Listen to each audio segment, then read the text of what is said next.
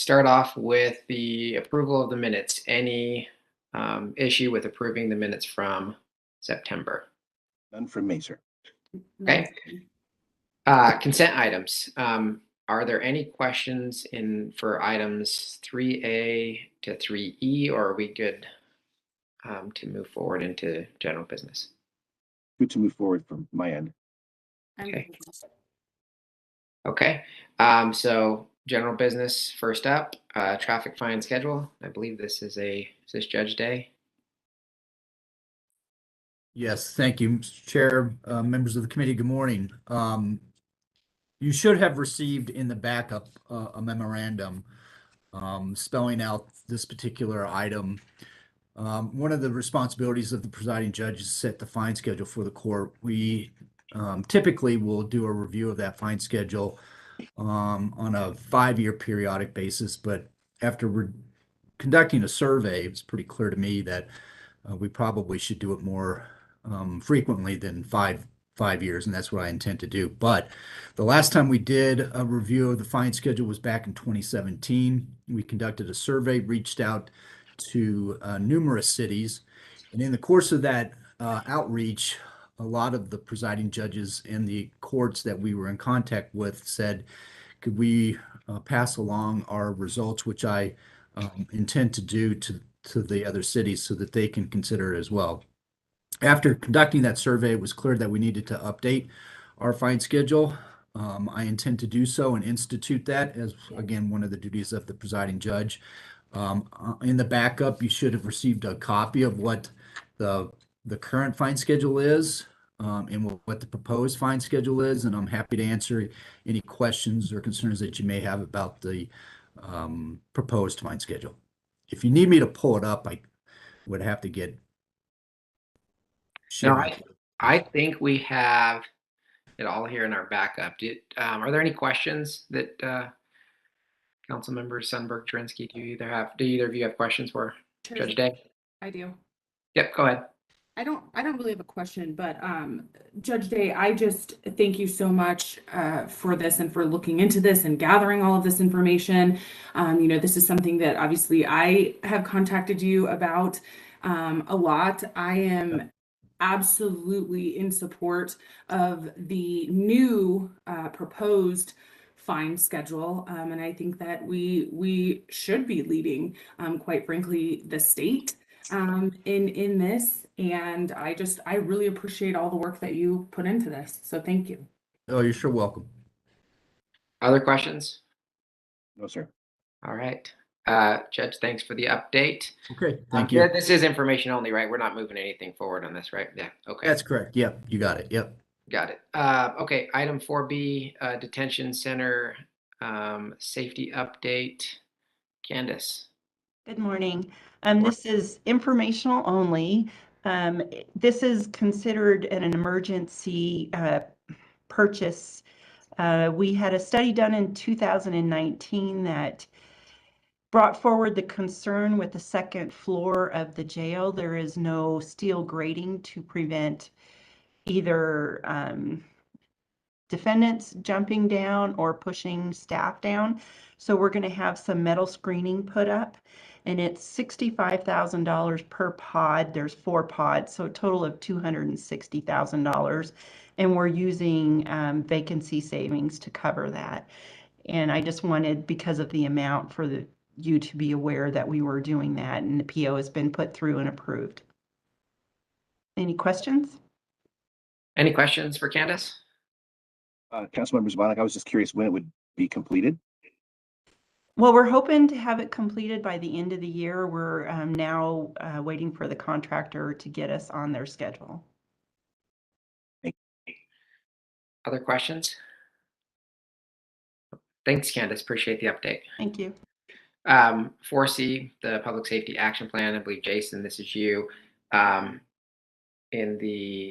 If you want to just go ahead and tick through the 3 in particular that I want to focus on. I know there's been a lot of questions around the crisis response team and kind of the status of that. And then the other is the youth violence, just kind of an update from Jessica or whoever would be doing that. But obviously, we can tick through them, and if the other members have specific items they want to highlight, let me know.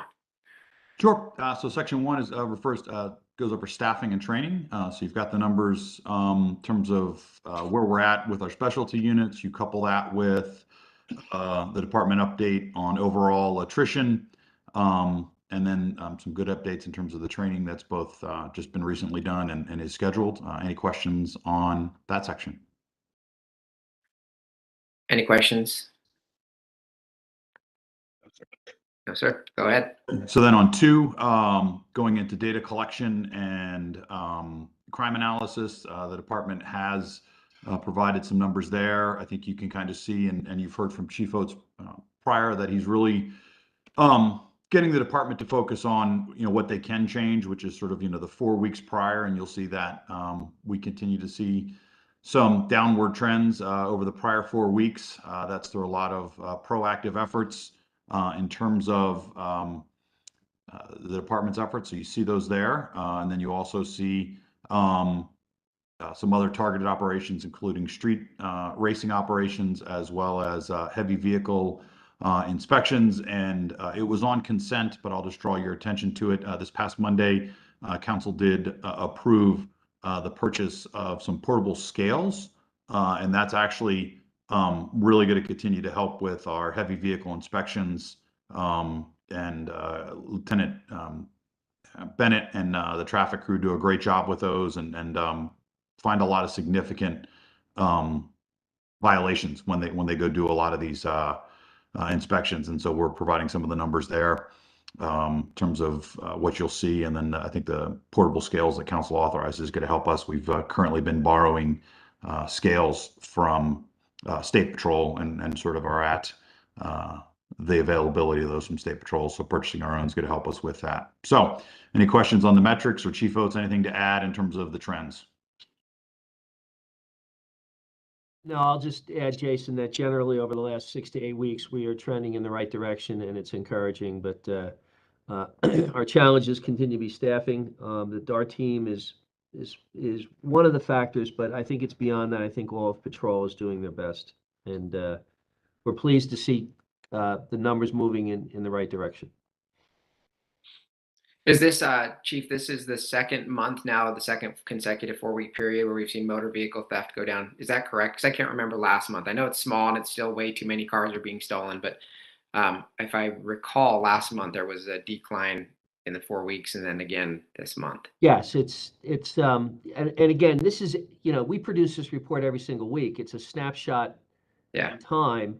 But the weekly reports have been trending down for about 6 to 8 weeks. So, and yes, it's the second month in which there's a decline. Great. Okay. Any other questions on the numbers before we have Jason move on? Okay, go ahead, Jason. So the third is restore and expand the Aurora Gang Reduction Impact Program to address youth violence. And you said you were asking for some updates on that. So let me see if is Jessica or you or someone on who can speak a little more detail to this. DC and Bachelor, I believe they're all at a conference. Okay, thank you. So unfortunately, I don't have anyone from the youth violence program on here, council member. If you want to ask, if you have any questions, I will take them down and then ask them to provide an answer in writing back to the committee. Yeah, no, we can wait until next month. I just wanted to get an kind of a overall snapshot of the direction and where we're going. I can give you a quick update in the partnership with the police department. And so you've heard us talk in the past about the public safety partnership, and that is a federal program, and we really have used that to focus on youth violence. They just completed their draft report. We are reviewing it. We've had some very good meetings in terms of some positive direction that they've outlined for us. And so we're actually bringing in some experts next month to sit with both police and Jessica and her team and kind of go over some examples of what has been done in the past. Chief Oates has some experience in this from his time before coming to Aurora, and we're excited for those opportunities. And so I think I think we're positioned well for that. So Chief Oates, you want to add a little detail to that? For the committee, there is a nationally recognized strategy called Focused Deterrence. And because of our partnership with the Public Safety Partnership Program and the grants, we're bringing in on November 9th sort of an all hands meeting, an expert who has successfully implemented this program in Kansas City. And the basic theory of the program is that there are people in their teens and 20s who operate in social networks or groups and drive the bulk of your violence in a community. And if you can identify who they are, you can use a sophisticated carrot and stick approach. The carrot is we build in the kinds of social services and options for people to continuing to commit crime, i.e. youth violence strategies, networking with nonprofits and other social service providers. But in the alternative, once you're identified by us and you're approached by us and we discuss our knowledge of your involvement in crime, if you don't choose those alternatives, we will go at you in a very sophisticated and targeted fashion. So it's a model that has worked elsewhere in the country. And we're going to try an all hands effort at such a model, beginning with this all day sort of seminar on how to do this on November 9th. And it's not just for the PD or Jessica's team, it's for all our partners, parole, probation, the courts, our district attorneys, the U.S. attorney.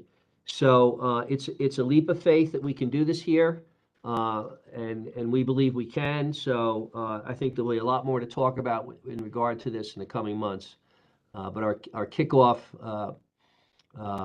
meeting, organized, basically it's by us and Jessica's team, is on November 9th.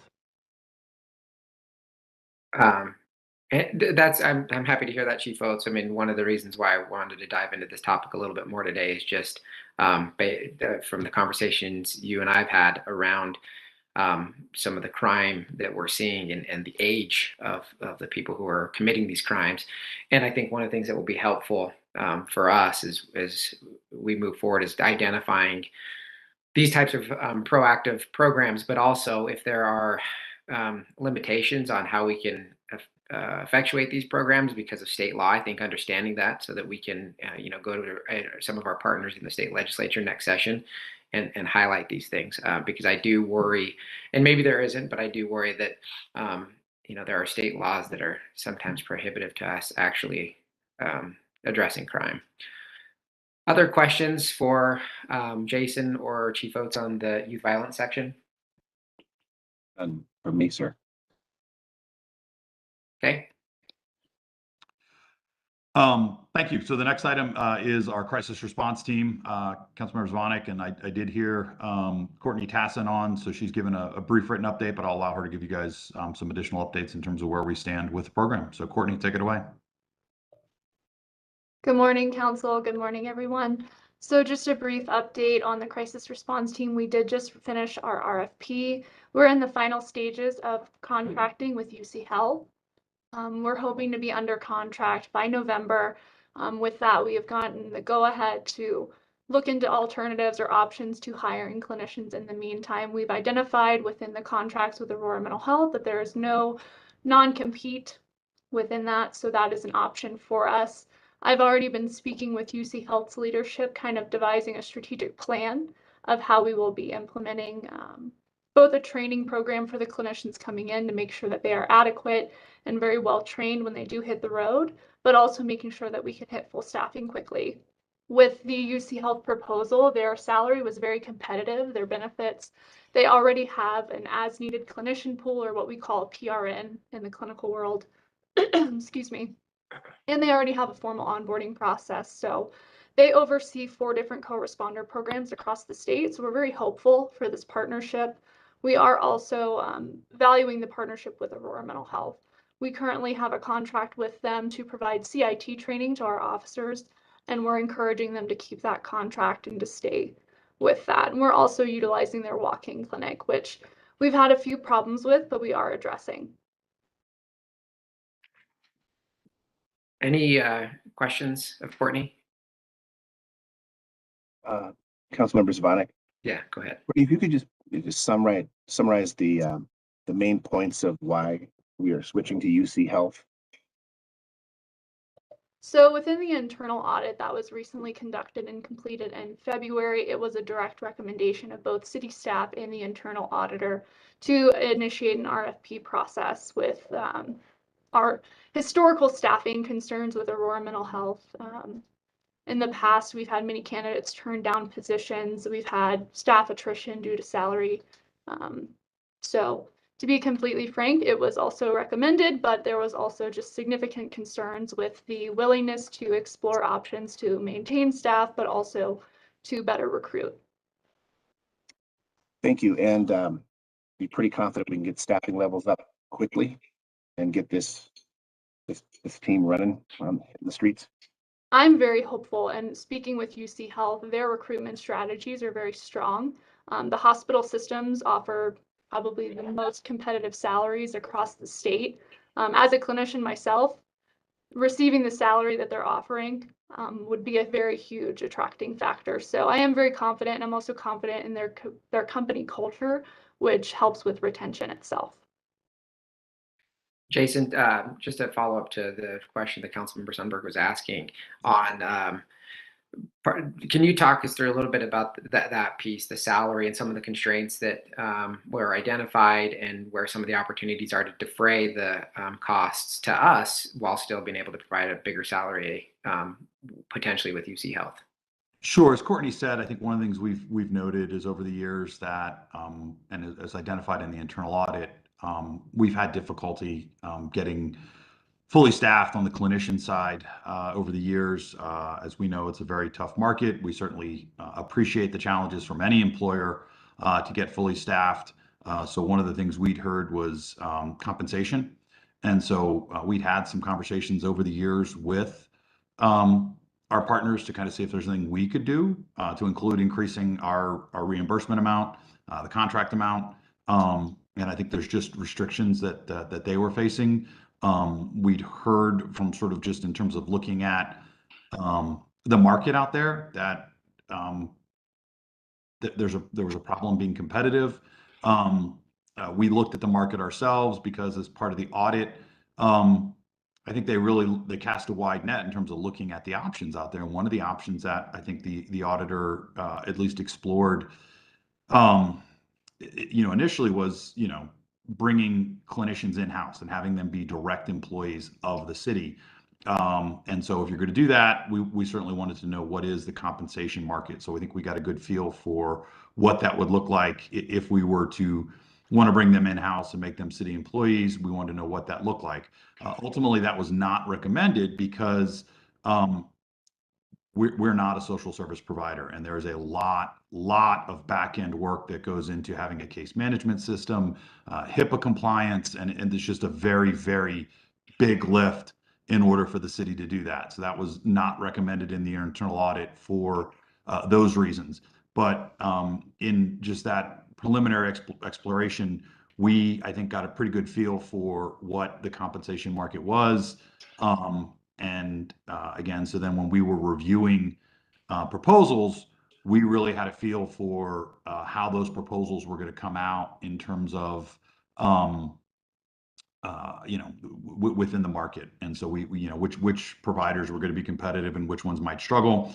And so as Courtney said, we think UC Health is going to be very competitive in that front. One of my understandings of their proposal, I was not on the review committee, but my understanding is that they do have the ability through their philanthropic and grant arm to defray the cost of some of their clinicians. That was included in their proposal. So there is the potential that even with them compensating at a higher rate, it actually is at a less cost to the city. So as Courtney said, we're in contract negotiations. So one of the things we'll want to do in those contract negotiations is make sure that we are speaking to, what they're defraying in terms of their philanthropic and grant arm, and what happens if those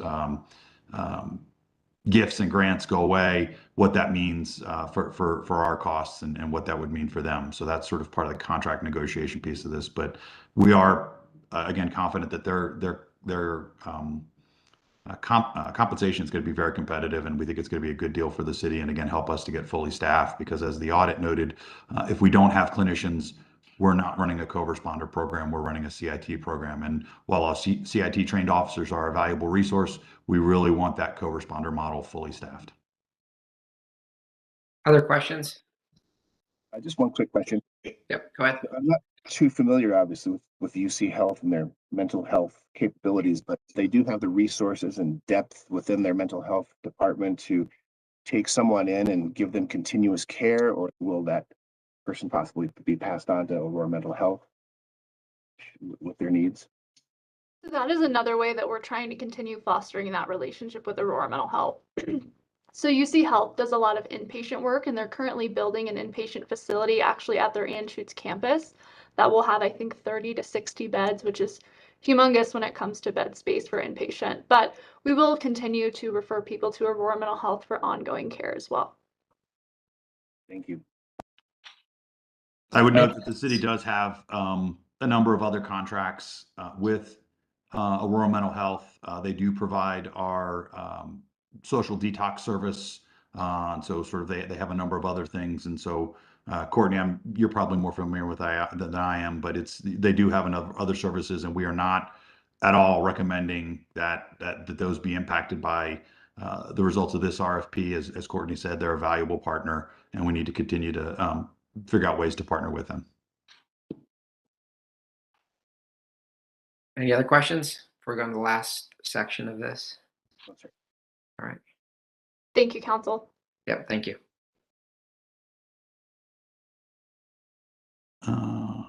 Okay, and so then the last final section is addressing encampments along our highways, neighborhoods, and businesses. You see the numbers from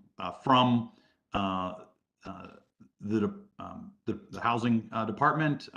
We've received 390 notifications. We've conducted 33 abatements, and 10 of those have been CDOT related. I think, again, my understanding is from previous months is, again, 390 are not necessarily unique locations. A lot of those are duplicates, so we will get multiple notifications or reports on the same camp. And so, again, but we did conduct 33 abatements. And then you also note that we did open 20 pallets for shelter. And my understanding is we continue to have shelter availability for camps that are being abated. Sadia, I see on here, anything else to add from Housing and Community Services?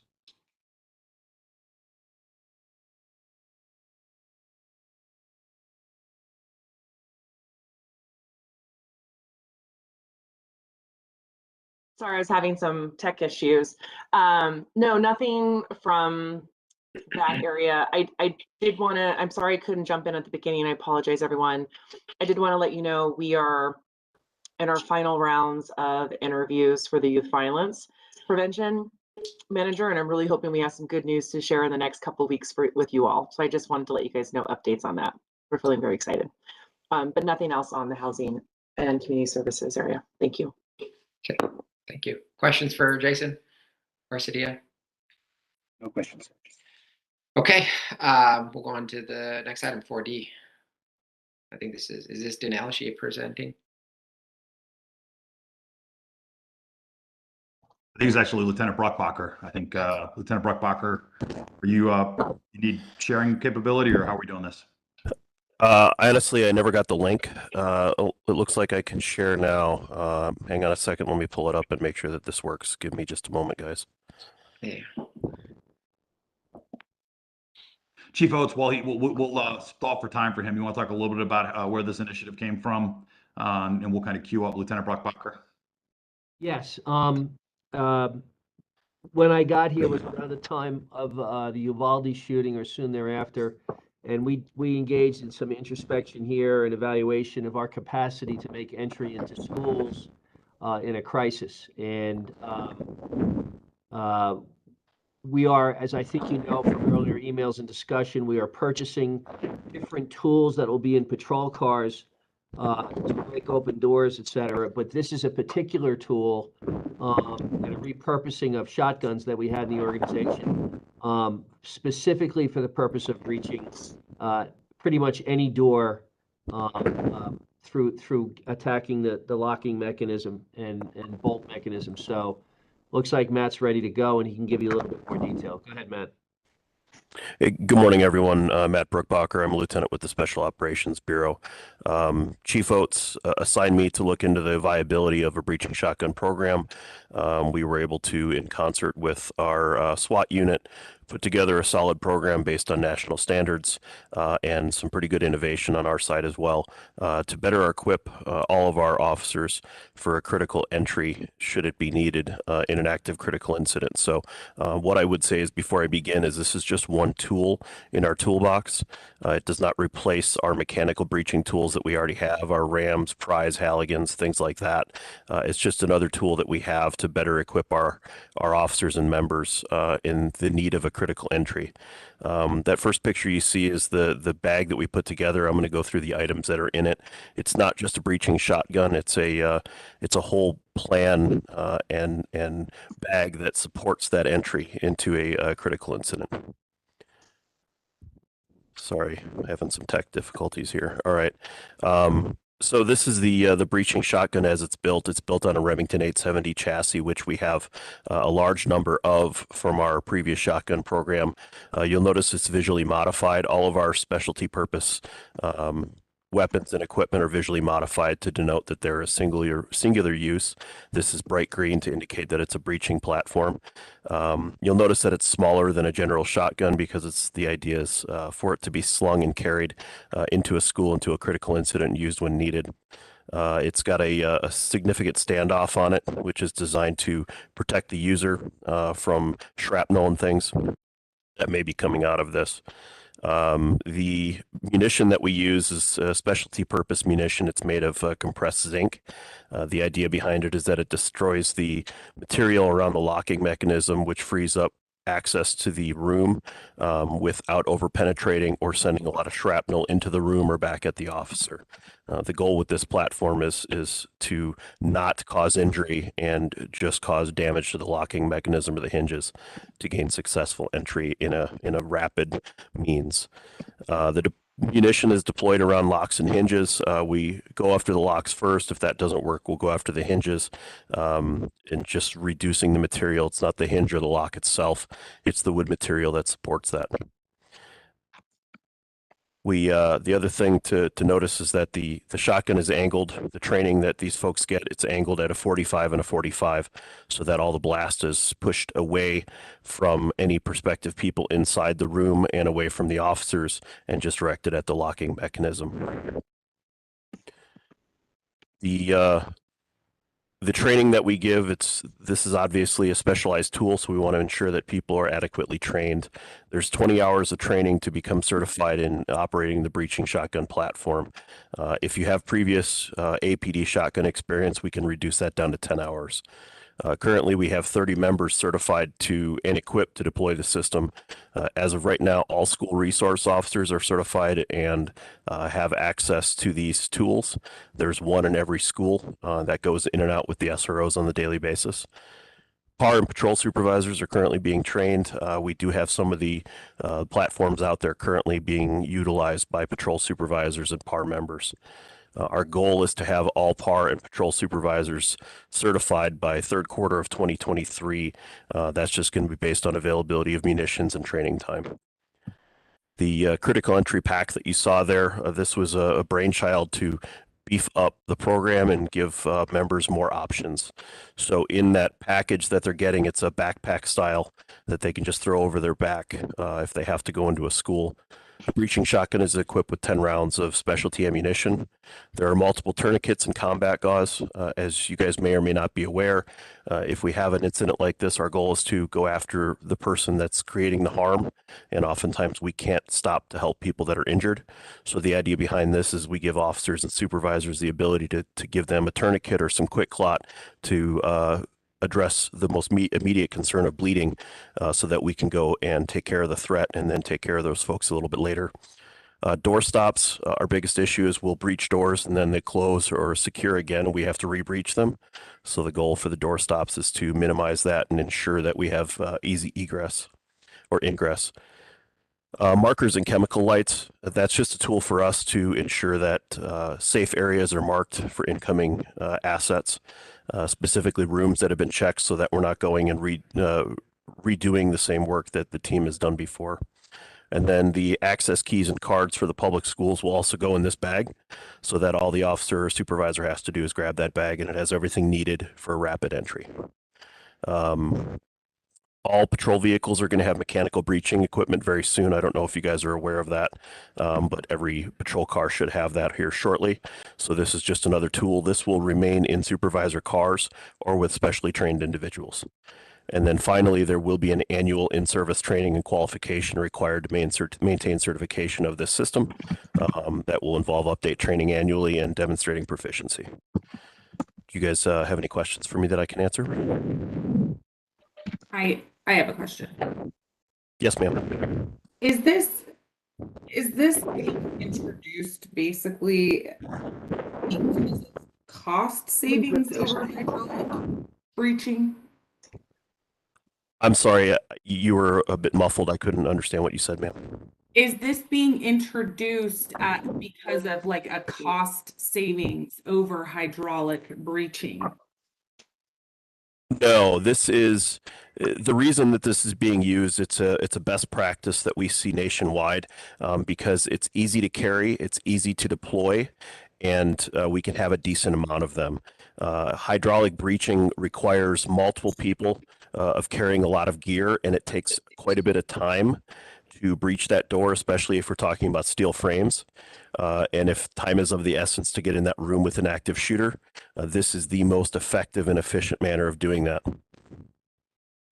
Okay, and is anyone on patrol gonna have the ability, to have these shotguns, or is this just going to be SWAT and some of our specialized units? No, this whole program is aimed at line level officers. So as it stands right now, SRO and PAR officers are getting trained on this, and patrol supervisors are also getting trained. And I have several patrol line officers that are carrying these as well currently. Okay, and I guess my concern is like if there was some sort of a hostage situation or something like that, I understand that firing this at a 45-degree angle will mitigate not being aware of what's on the other side. But when you fire that round and it goes through the door, if there are people on the other side of that door, I guess that just kind of makes me nervous about shotgun breaching over hydraulic breaching. But I understand the time concerns, and sometimes we just need to get through a door. But I would sure hope that in a hostage situation, if we don't truly know for sure where everyone is on the other side of that door, that we would maybe think twice. Yeah, and I'll answer that in a couple of parts. First and foremost, if we're dealing with a hostage situation, it's very different, and we wouldn't be utilizing this method. This is mainly if we have an active shooter in a room actively engaging threats, and we need to get in there and neutralize that threat immediately. That's what this tool would be used for. Hostage protocols are very, very different. The situation is slowed dramatically, and we treat it with different tactics. And then secondly, the compressed zinc cartridge actually turns to powder. So you're not actually getting a slug or anything that's going through that door. All that munition, all that energy is going into the door frame, which is the intent of the 45-45, to mitigate any risk inside. I can't say that there won't be some shrapnel that may go through, but it's going to be very minimal based on the round and the training. And it's down or up at an angle, so it's not going into someone. Part of the training is to be very well aware and evaluating the risks and the benefits of this tool. We prefer to use just mechanical breaching all the time, but in certain circumstances, this is our only and best option. Yeah, and I understand that. I mean, I understand, having a sense of urgency at times, and why in those situations this would be necessary. I just wanted to bring up my concerns, but you addressed them, especially in a hostage situation. So thank you. Other questions? No, I don't think so. All right. Oh, go ahead, Councilmember Sundberg. Did you have something?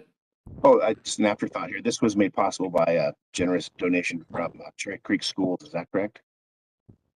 The mechanical breaching equipment, the prize and rams and Halligans is definitely coming from them. That'll be to support this program. These tools and platform have come from the department. That's where this program came from. Thank you. Great. Okay. If there's nothing else, appreciate the update, and we'll go to the final item, which is the summary of the SWAT deployment. And I think Chief Oates, are you going to kick us off on this one? Yes. In the first couple of weeks that I was here, we had two very unfortunate incidents in which we had to use deadly force against suspects. You may recall both of them involved the SWAT team. And I couldn't recall the last time we had fatal shootings involving the SWAT team. And I thought, given all the scrutiny the department's been under in recent years, it was worth our time to do an analysis of use of force by the SWAT team. And I tasked Chief Lanigan and his team to come up with a report, and this report was prepared by Scott Pendleton at my request. And I think the results of the analysis are very encouraging. It affirmed what we all always felt, which is our SWAT team is very restrained in the use of force. The critical data, first of all, in terms of how we measure what we call deployments, on page 4 of the report is a reference to what constitutes a SWAT deployment. And there were 2,661 SWAT deployments from January 1st of 2017 through October 2nd. So 5.5 years or more of analysis in this report. And a deployment is either a knock and announce search warrant, or before we stop doing no-knock search warrants, a no-knock search warrant, a bind bust operation, an arrest situation, or an assist to patrol. So the way we use the SWAT team within the Aurora PD is obviously when needed, when called for by patrol, but also when going after the people that we have clearly identified need to be arrested and have a history of danger or violence or weapons possession, et cetera. So in other words, we deploy our SWAT team in this organization to go after the highest risk individuals in the highest risk situations. So basically the report shows that of the 2,600 plus incidents in that 5.5 year stretch, 96% of the time the SWAT team uses no force at all when making an arrest. In a small percentage of the time, 3% plus, some force was used, and in 0.004% of the time, deadly force was used. Basically, in 5.5 years, we had 11 officer-involved incidents, shootings involving the SWAT team, and in those 5.5 years, the only fatal shootings were the 2 that occurred earlier this year. It's affirming what we believe. Our team is highly trained. They're very smart and tactical and sensible in their deployments, and their use of force is minimal, and it's a team that we can be proud of. The report does include a summary of the 11 officer-involved shootings involving the SWAT team in those 5.5 years. There's a paragraph summary of each of those incidents as part of the report. During the same period of time, there were 20 other incidents involving officers using their firearms that did not involve the SWAT team. So basically 35% of our officer-involved shootings in that 5.5 year period involved the SWAT team, and the rest involved other units. And again, the SWAT team had not shot and killed anyone since November of 2016. So it's kind of an aberration that we've had 2 incidents in that 1 month period in June or July. And you know, you've separately been briefed on those incidents and emails and stuff when they occurred. One involved a wanted fugitive for murdering his girlfriend in Georgia, and the other involved a person who had set an arson fire at the Ranger Motel and charged our officers with 2 knives in his hands. So we can be very proud of our SWAT team and their restraint in the use of force, and it's affirming to have produced this report and seen these results. Any questions for Chief Oates? No, sir. And Chief, I just I think this is more just for anybody from the public who may be listening or hearing this. I think it's important to note that in both of those situations, there will be a review from the critical incident report or the critical incident team within the judicial district that they took place in, which is independent of our office, to confirm what we believe, which is that they did everything the proper way. The outcome was, of course, something we never want to see, but it does happen in this type of work. But there will be an independent evaluation to determine that everything was done properly. Is that right? That's correct. It's being done by the 18th Judicial District Attorney John Kellner. And pursuant to state law, we do not investigate our own fatal shootings. They're investigated by an outside entity. In this case, it's the team of investigators under the supervision of the district attorney. Great. And just to put a little bit finer, we actually don't investigate any of our officer-involved shootings, either fatal or non-fatal. Right. Okay. Any last questions, comments for Chief Oates?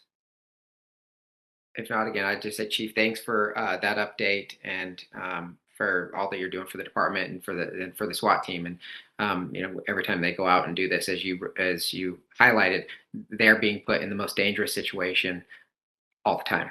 And so appreciate what they do.